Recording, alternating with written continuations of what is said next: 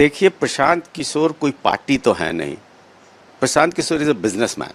वो अपनी एक हवा बनाते हैं और पता नहीं, कभी कभी लोगों को फितूर हो जाता है ना किसी किसी चीज़ का। आजकल उनको राजनीति का खुद का फितूर हो गया।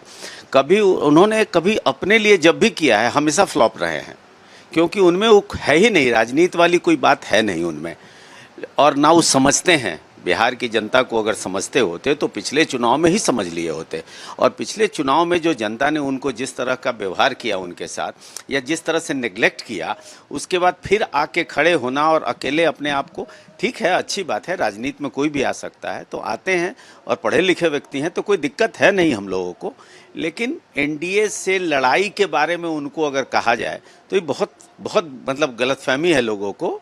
और मैं कई बार देख रहा हूँ कि प्रेस कई बार उनकी और एनडीए की लड़ाई कह रहा है। ऐसा नहीं है, वो लड़ाई में भी नहीं रहेंगे।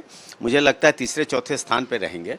तो उनका कुछ नहीं है। उनकी सबसे बड़ी प्रॉब्लम ये है कि वो दूसरे को गाली दे के आगे बढ़ना चाहते हैं। अपनी उपलब्धि उन्होंने कभी बताई ही नहीं कि मैं क्या करूँगा, मैं कैसे कर लूँगा, मैं कैसे आगे बढ़ूँगा, कैसे प्रदेश को आगे बढ़ाऊंगा, या मैं छोटे से जगह पर अभी चुनाव लड़ रहे हैं, सिंगल चुनाव है, पूरा प्रदेश को तो संभाल नहीं पाए, अब एक जगह के लिए लड़ रहे हैं, तो उस जगह के लिए भी क्या कर सकते हैं, अभी तक मैंने उनको नहीं देखा है।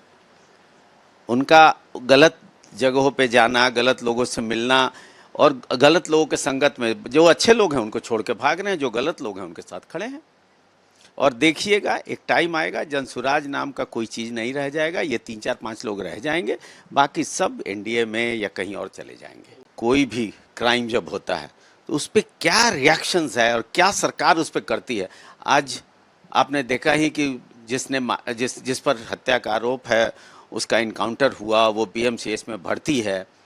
तो मैं ये सोच रहा हूँ कि क्यों इस तरह के कानूनी जो सरकार काम कर रही है, प्रशासन का काम है, उसमें घुस के अगर अपने को हाईलाइट करना चाहते हैं और गलत तरीके से समाज को मैसेज देना चाहते हैं तो ये गलत है। देखिए, प्रशांत किशोर कोई पार्टी तो है नहीं।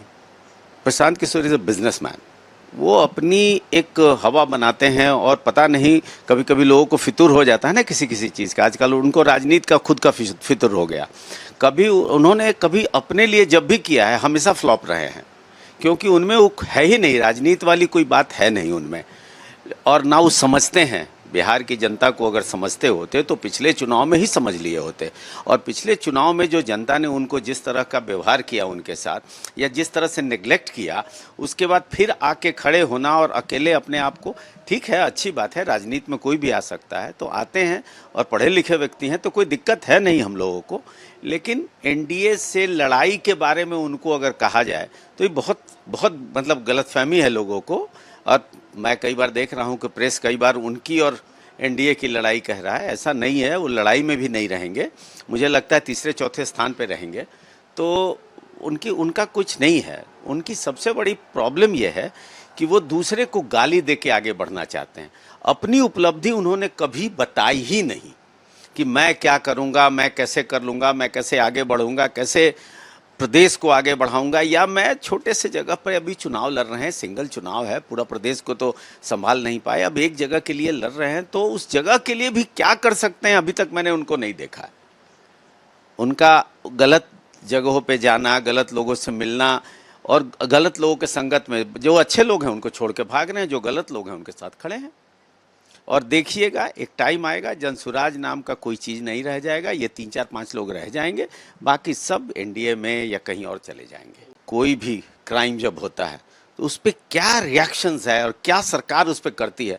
आज आपने देखा ही कि जिस पर हत्या का आरोप है उसका इनकाउंटर हुआ, वो पीएमसीएच में भर्ती है।